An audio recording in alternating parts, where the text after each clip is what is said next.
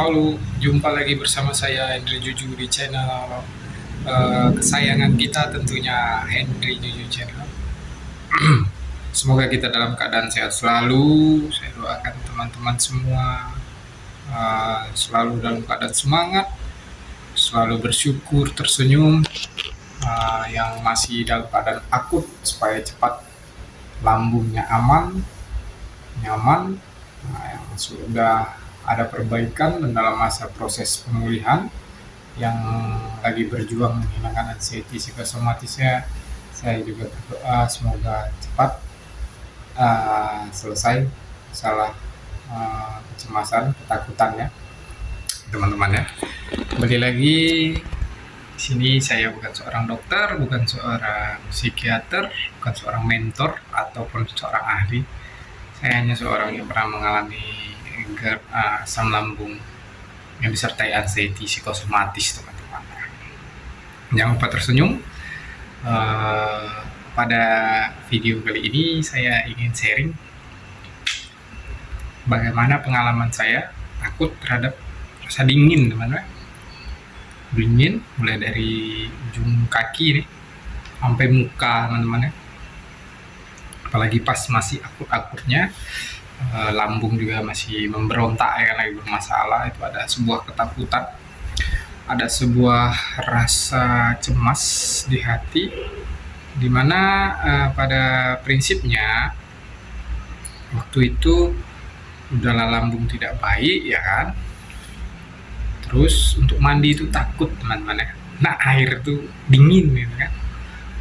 Nah, itu hampir, kalau saya 2 bulanan ya, sekitar 2 bulanan saya alami itu sampai membaik, sampai saya berani, sampai saya putuskan ya sudah, tiap pagi harus mandi air dingin.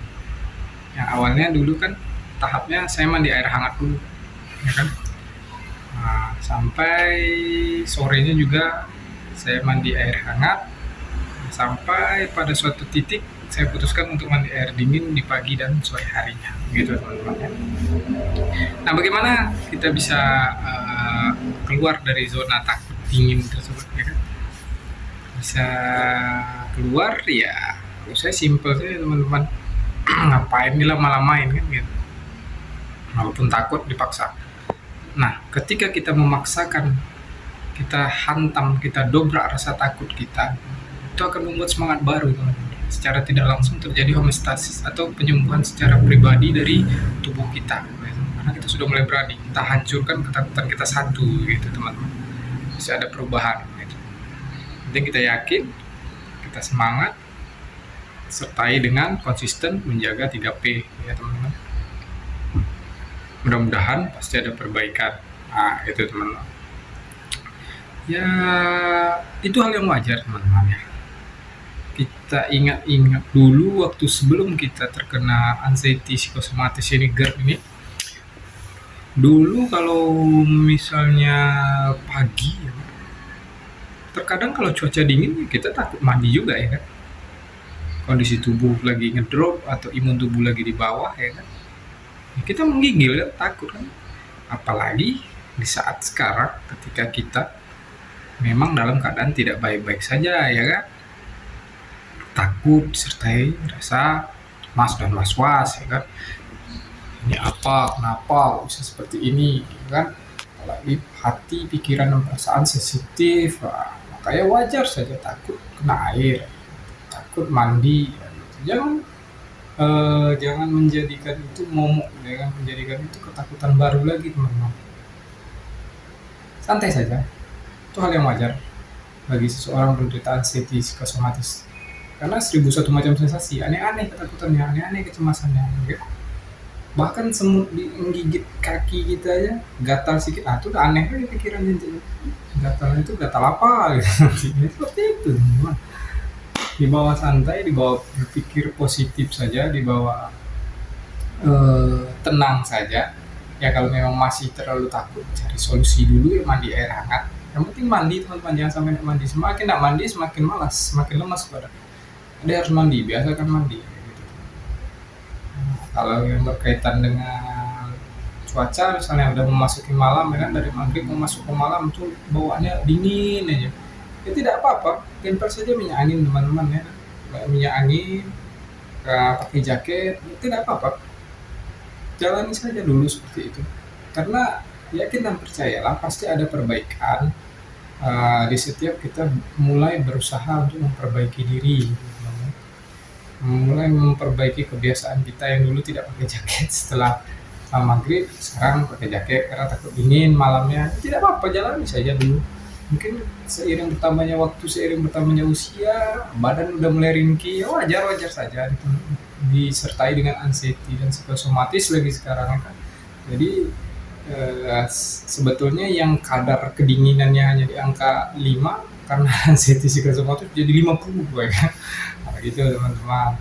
Jadi itu hal yang wajar, tidak apa-apa, tidak berbahaya. Ya memang tidak berbahaya teman-teman ya. Segala sesuatunya pasti akan membaik dengan sendirinya.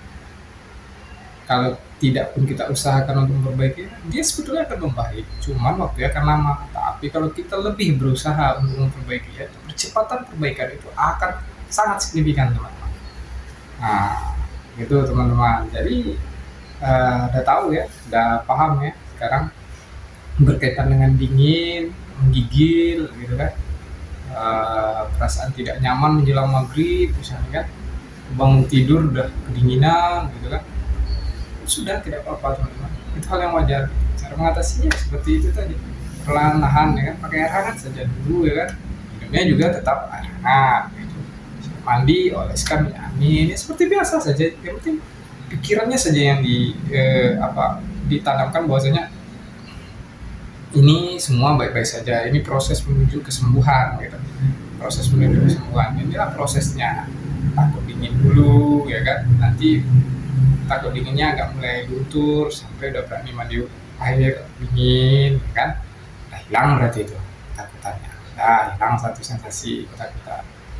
Cari lagi apa yang kita takutkan, kita habisi lagi ya kan, jadi kita semakin berani semakin sehat gitu teman-teman. Karena prinsipnya ini berkaitan dengan olah pikiran dan olah jiwa, olah mental kita ya. Dulu waktu masih masih sehat ya aman-aman saja ya kan, sekarang sudah terkena anxiety psikosomatis ini kok agak lain ya kan, agak bercanda ya. Pikiran ini ya, itu hal yang wajar teman-teman, tetap berusaha saja, jalani saja ya kan, perlahan-lahan ya, sama seperti anak bayi ya kan. Namanya anak bayi tidak langsung bisa berlari ya kan, tentunya uh, telungkup, terlentang dulu ya, mulai merangkak ya kan, merayap, merangkak, jalan, agak lancar baru bisa berlari kan, seperti itu teman-teman, ada prosesnya gitu.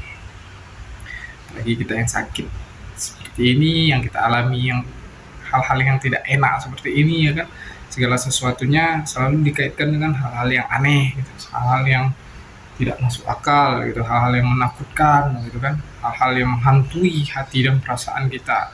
Jangan takut teman-teman, lawan juga, lawan. Ada gunanya kita bertahan dengan pemikiran seperti itu, toh itu memperlambat penyembuhan, pasti itu memperlambat penyembuhan. Bawa saja hal-hal positif, hal yang menggembirakan, apa yang membuat kita gembira, apa yang membuat teman-teman senang, lakukan. Itu yang akan mempercepat kesembuhan. Sampai di satu titik nanti perbaikannya sudah sangat signifikan, kalian lupa sensasi itu seperti apa, sampai di titik mana kalian sudah lupa, kalian sembuhnya kapan. Nah itu sudah bebas teman-teman begitu.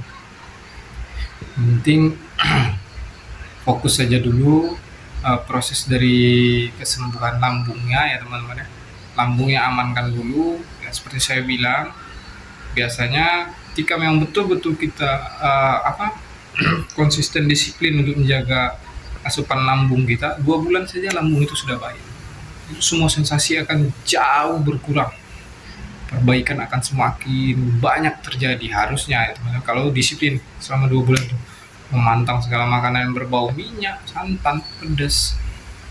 Nah saya rasa pun takut dinginnya pun akan berkurang teman-teman ketika lambung sudah mulai mulai membaik. Karena apa? Ketika gas itu sudah mulai sedikit dalam tubuh kita, asam lambung sudah mulai stabil dalam tubuh kita, otomatis tingkat kenyamanan badan, tingkat stamina badan saya rasa akan lebih membaik teman-teman, sehingga takut dinginnya akan semakin berkurang. Kalau badan sudah nyaman, takut dinginnya akan semakin berkurang. Oke teman-teman, untuk perbandingan mungkin itu share pengalaman pribadi saya ketika saya takut dingin gigil ya, apalagi pas menjelang maghrib teman-teman. Satu lagi saya ingatkan, kalau bisa mandi sore jangan lebih dari jam 5 teman-teman. Nah itu sangat mempengaruhi daya tahan tubuh kalau lagi masa-masa belum stabil teman-teman. Kalau bisa ya jam 5 setengah 6 itu udah paling lama untuk mandi teman-teman. Kalau bisa yang terlalu larut malam, karena itu mempengaruhi juga kesehatan kita, apalagi orang yang terkena psikosomatis seperti kita ini ya, harus benar-benar menjaga, harus benar-benar bisa aware lah dengan keadaan kita pribadi. Kalau tidak, kita yang mengingatkan diri sendiri, siapa lagi teman-teman, jangan berharap orang lain, bahkan orang terdekat sekalipun. Yang bisa mendisiplinkan diri kita adalah diri kita sendiri. Kalau pengen sembuh, pengen tetap berpikir positif, kalau yakin ingin sembuh ya memang harus sembuh, karena udah ribuan orang, puluhan ribu orang sudah banyak yang sembuh. Lihat saja di pengakuan teman-teman di komentar-komentar, di mentor-mentor, di itu teman-teman lain yang bikin channel misalnya, kan banyak tuh di kolom komentar udah banyak yang sembuh, mengikuti arahan ini segala macam ya kan, masukan dari beliau-beliau yang sudah berpengalaman dan expert lebih dahulu sembuh ya kan, dengan meniru saja bisa sembuh. Udah ribuan banyak teman-teman, jadi jangan takut, itu tidak berbahaya, memang tidak berbahaya. Oke teman-teman, mungkin itu saja sharing saya video kali ini. Setidaknya saya kalaupun tidak bisa membantu teman-teman, saya doakan teman-teman semoga lekas sembuh, semangat, pasti sembuh. Kalau memang video ini bermanfaat, jangan lupa subscribe teman-teman, karena itu membantu saya juga ya kan, untuk semangat upload video. Setidaknya saya bisa menemani teman-teman setiap hari, setiap upload video, bisa memberikan semangat lah, motivasi, bukan motivasi apa, semangat lah. Saya bukan seorang motivator, cuman saya ingin kita semua semangat, jauh lebih baik lagi dari hari yang kemarin, begitu teman-teman. Semakin pasrah pada Tuhan, berdoa Tuhan yang menyembuhkan kita. Kuasa Tuhan memang luar biasa teman-teman. Kalau kita sudah angkat tangan, Tuhan akan turun tangan. Saya selalu pegang kata-kata itu teman-teman. Kita sudah pasrah, kita sudah ikhlaskan semua sama Dia, sudah perlahan Tuhan akan memperbaiki semua.